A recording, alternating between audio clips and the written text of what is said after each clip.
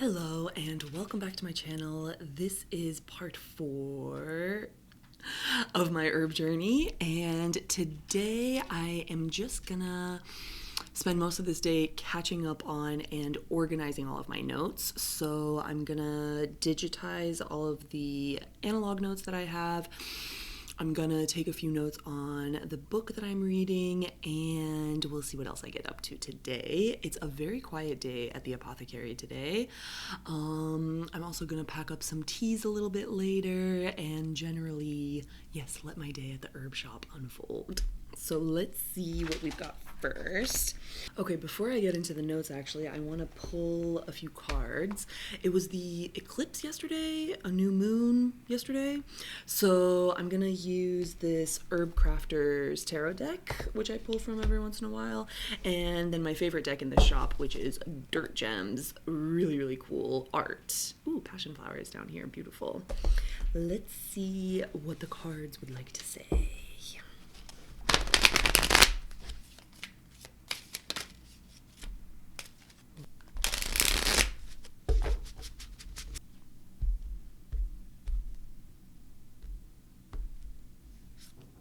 Okay, so I pulled 3 cards from each deck. I got Cottonwood, which is the Star, Pine, which is the 6 of Earth, and the Hermit, which is Usnea. I love this card.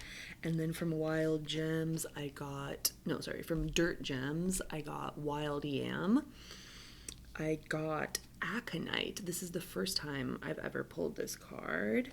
And I got Motherwort. So I've seen most of these cards, but the 2 cards that are new to me are the Pine and the Aconite. I actually don't even know what Aconite is.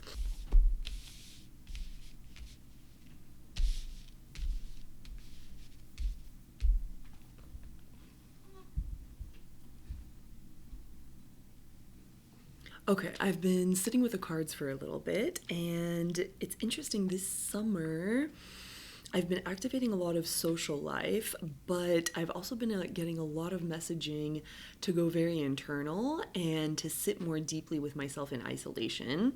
That also came through in these cards, especially with Usnea and the Hermit card, and also a lot of themes of generosity and sharing of abundance have been coming up lately. That was also coming up with the Pine. The Pine is very cool because you can also use almost every part of the tree with very wide applications, not only, internal consumption, but if you do make a tea out of pine, then it is energetically calling in renewal and regeneration, which makes a lot of sense as an evergreen and also like an echo of your soul being evergreen. From the Cottonwood, I learned that making an oil from the bud can ease the aches of joints and muscles. Never knew about that. I also didn't know that if you break the twig of a cottonwood tree, that there are stars in there. I feel like I'd seen that before, but I just never knew that it was a cottonwood tree. And the aconite one was really interesting. It's a poison.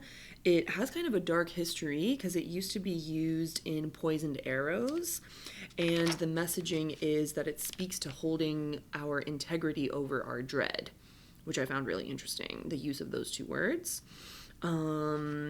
Yeah, and it's also known as the scorpion's tail and a lightning strike, which echoes the poisonous qualities. So I'm going to put these cards away now and finally pivot to my notes. And let's see. So the first round of notes that I want to catch up on is from my Wheel of the Year herb course that I'm taking with my boss here at this apothecary. I have typed up almost everything except for I didn't type up the notes on flower essences yet. You don't happen to know the Latin name of exactly what you were looking for, do you? Okay. Yeah. Mm-hmm. Not on Friday. We are open on Saturday from 10 to 2. Wonderful. Thank you so much for calling. quick little sidetrack with that call. It's so cute. We get a lot of like old ladies that love to chit chat, but it's very fun to chit chat about herbs, so no complaints. What was I doing?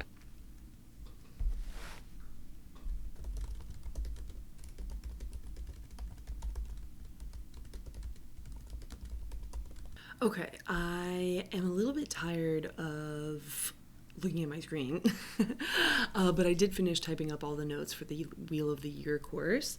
So now to take a break, I'm gonna pack up some postpartum tea, which we have batched up, and I just need to put it into the individual bags. So let's do that.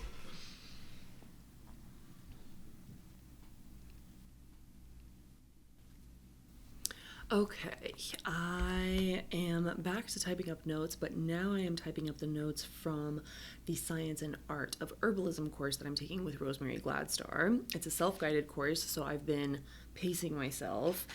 And the section that I'm typing up right now is on the female reproductive system, and it's doing a deep dive on all of the hormone categories. So all of the different types of estrogen, and also like where in the cycle hormonal releases occur, and then also which parts of the body are responsible for which hormonal releases, depending on the cycle and depending on the stage of pregnancy, because the body like forms new body parts. That's a bit of an exaggeration, but for pregnancy. So these are pretty dense notes, so it's taking me a minute to get through them. I'm a little bit brain dead, so I'm gonna grab lunch very quickly so I can keep making my way through this. Okay, I had lunch and I'm caught up on all the notes that I wanted to catch up on today. And lastly, to wrap up this video, I wanted to talk about this book that I'm reading, which is The Land in Our Bones. This is a great book. I'm only this far through, but it has already been extremely eye-opening on many fronts. My favorite takeaway from the early beginnings of this book is the writer is talking about plant-cestors and the concept of how we, like all mammalian life, evolved from what was once a plant, right? Like evolutionarily speaking. And I've been really into this as the terminology for also drawing the thread of interconnectedness. I think I've mentioned before in these herb videos that a big part of my like worldview, or maybe like philosophical lens, is the interconnectedness of everything. So anytime I get to learn a new word or a new piece of scientific information that, you know, supports that sensation of mine, it's great news in my book. So yeah, Plant-Cestors has been a really fun framing for me of what I've already enjoyed coming to the conclusion of, if we can use those funky words. This book also talks, the writer is Lebanese, so she does talk a lot about the plants that are in what she refers to as Canaan. And there's plenty of overlap with Armenian words. Yeah, I didn't know that in Arabic the word for rose is also wart. In Armenian we say vart. This is one of the quotes that stood out to me. Sometimes things get kept in diaspora that have long transformed in the homelands that continue to change as life does. This is a direct parallel to my experience in getting to know the Armenian diaspora. Here's another quote that I really enjoyed, which is that numerous global studies have proven the direct link between indigenous languages and the maintained biodiversity and medicinal traditions of specific ecologies that they emerge in. Again, the power of language, like how important it is to be aware of like how the language you speak really does shape your worldview, and especially how there are certain languages, i.e. English, that are far more human-centered rather than like bio-centered. Anyway, that's also like a concept I've been vaguely aware of before. Okay, this is another quote that really struck a chord, that sometimes you have to lose something to re-remember something. You have to leave to return, and the yearning to tend to what was left by our lands and in our bones is not a path in vain, even when it feels vague and impossible. This struck a chord because I have a yearning to go back to Vanadzor, and I do yearn, to center my life around Armenia more so than it is now. So it's just very comforting to read from another diasporan person how the vision is, the desire is very strong, but the vision is quite vague. But that doesn't mean that it's not a worthwhile endeavor. In fact, it's probably an even more worthwhile endeavor, the fact that you have to put more work into it. Here's another quote. In a circle, our beings become an intimate mirror of each other's revelation and understanding. From the vessel of diaspora, we transcend imposed borders, reconnecting across oceans, continents, and lineages in a way that subverts the lines drawn between us. Gorgeous. And again, like, what in the natural world respects the borders of countries? Nothing. Unless, there's been intense ecological violence, which is the case in many, many places.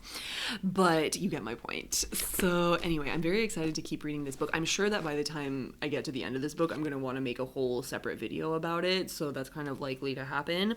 But we'll see. So thank you for hanging out with me today. I feel like, a little fried because I did go over a lot of information that wasn't new to me, but like when you process it for the second time, it takes up just as much brain energy. So thanks for watching, and I'll see you in a next video. Much love.